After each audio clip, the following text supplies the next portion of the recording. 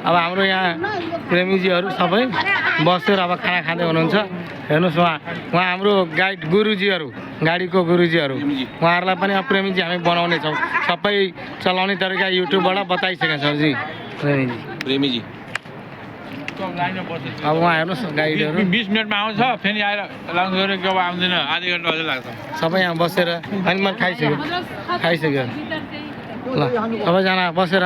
आमा कार्यक्रम कस्तो भयो आजको भनिदिनुहोस्। केही दुःख कष्ट कतै त भएन नि हजुर?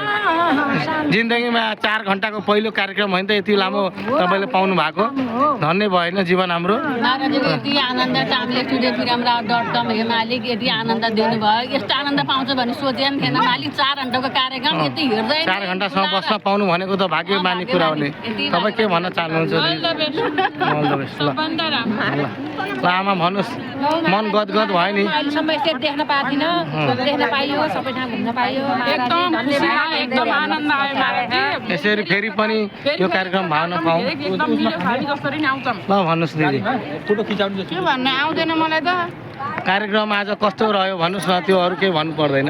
अब प्रेम जावजीले आफ्नो समयलाई पहिला चिनाउन सिकाउनु भयो। आज चाहिँ एकदम नयाँ युवाहरूको लागि होइन, एकदम यो कार्यक्रम चाहिँ एकदम राम्रो छ भनेर भन्नुहोस्। मलाई त हर्क यति हर्क के भन्नु महाराजजी। भन्ने आउँदैन मलाई त। भावले मलाई त के भन्ने जस्तो लाग्छ। महाराजजी नि खुसी, म पनि खुसी।